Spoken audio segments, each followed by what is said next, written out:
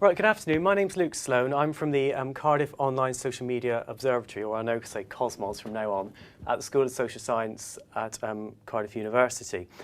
We are currently in the process, through a series of ESRC and GIST projects, in designing an online platform through which social scientists can access and analyse social media data.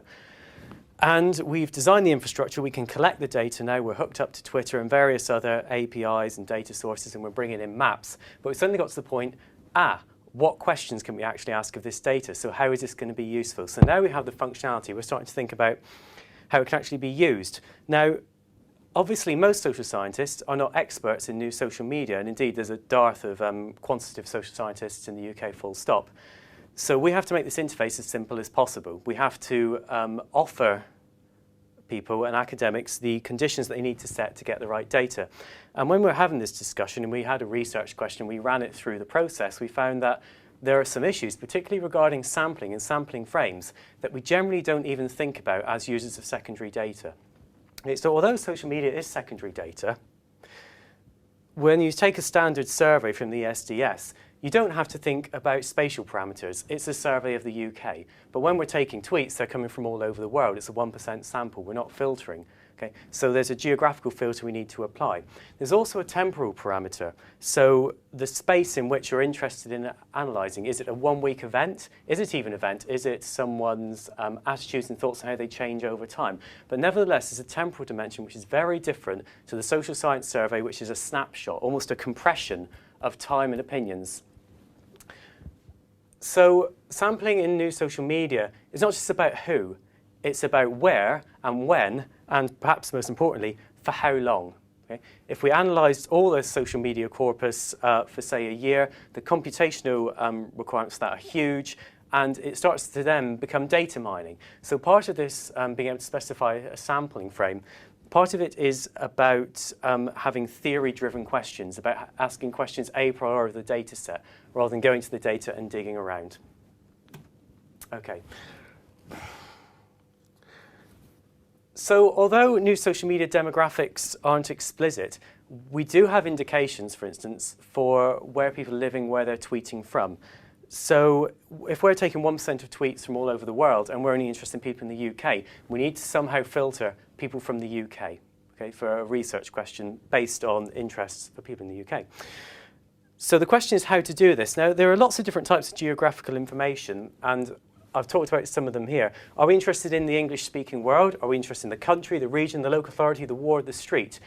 And as we get more and more refined, as we get more granularity in the sampling frame, in what we're interested in studying, it gets harder to extract that data from Twitter. English-speaking world is easy. We can use natural language processing to identify the language. Country, we can start to look at the domain that people are logging into. Regional, local authority, city, we can maybe start to look at their profile information. But there's a more fundamental point.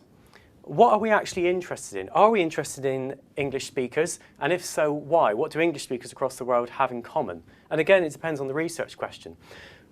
But we also don't know about how people on their profiles declare where they live. So is it where they were born? Is it where they live currently? Is it aspirational?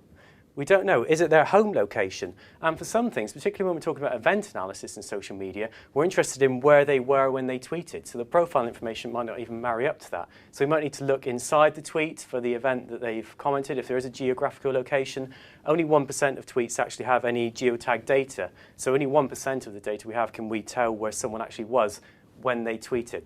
So the point is that all of a sudden, geography in place is a very important consideration for new social media that maybe we took for granted when we're doing secondary analysis of existing survey data sets.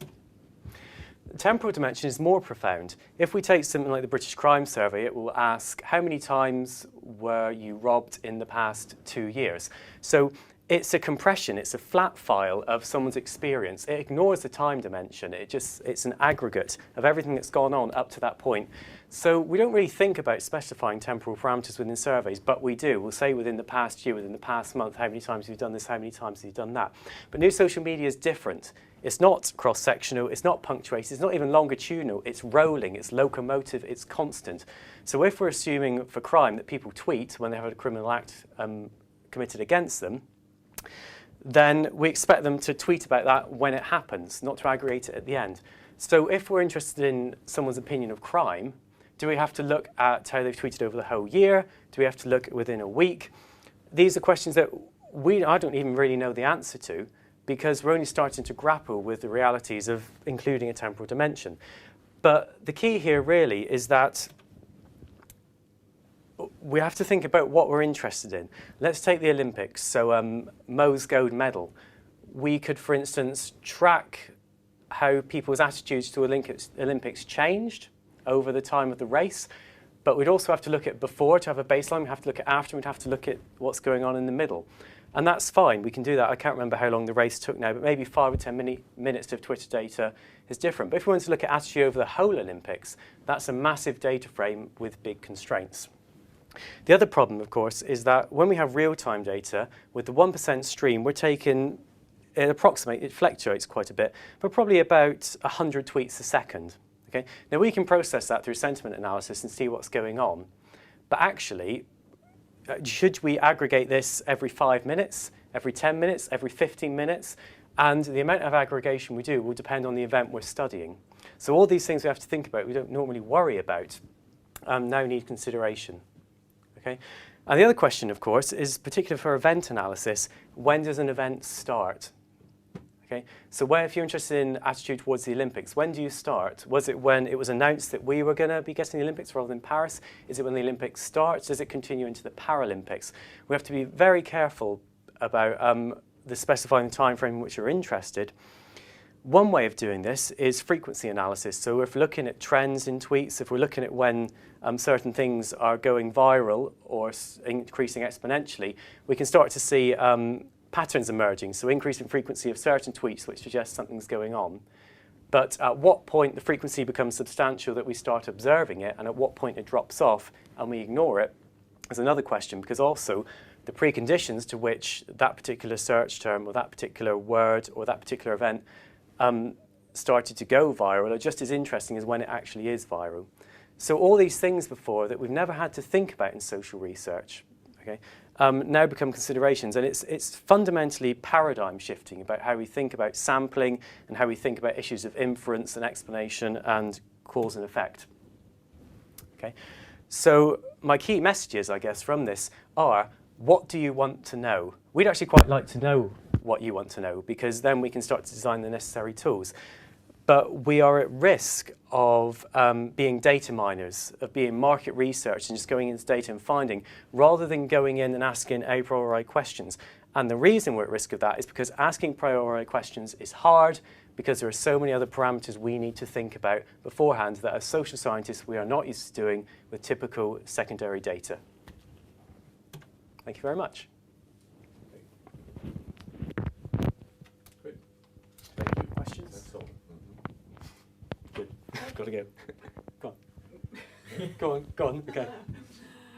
I was wondering, is there a way to trick someone into tweeting something involving their geopositioning? So say through a QR code or a link or a photo or something that you could suggest to them so that they could include in their tweet besides a hashtag.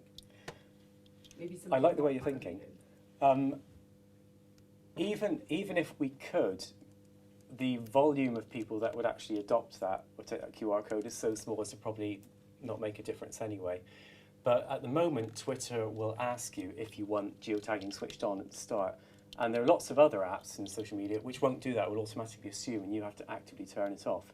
I guess that, I'm looking at Jeff now, I guess we're kind of hoping that Twitter will change its policy at some point and enforce geotagging in the same, I mean, I don't know what Flickr does actually, but a lot of images are geotagged. Do you have a sense of what percentage of tweets are geotagged? 1%. 1%. Okay.